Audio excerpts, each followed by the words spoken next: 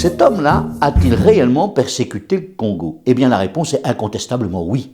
Devenu le deuxième roi des Belges en 1865 à l'âge de 30 ans, Léopold II règne jusqu'en 1909.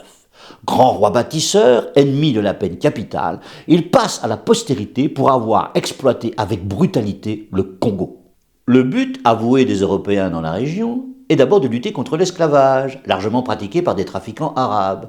Mais ils entreprennent rapidement l'exploitation du territoire dont Léopold II est le souverain reconnu en 1885.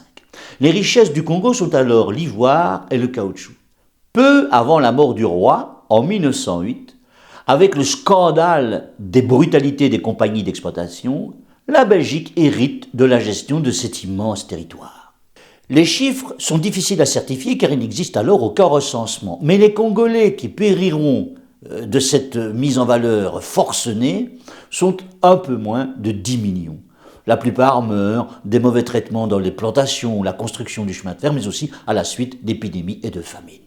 Un crime contre l'humanité qui, du vivant même de Léopold II, suscita une vague de protestations en Belgique et dans le monde entier.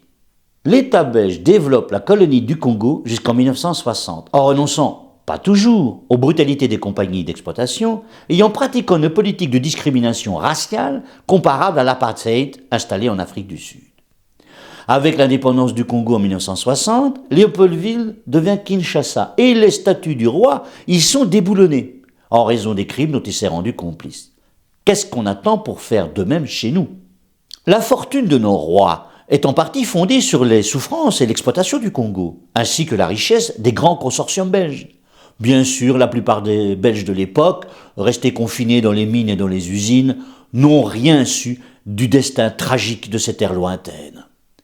N'oublie pas de t'abonner.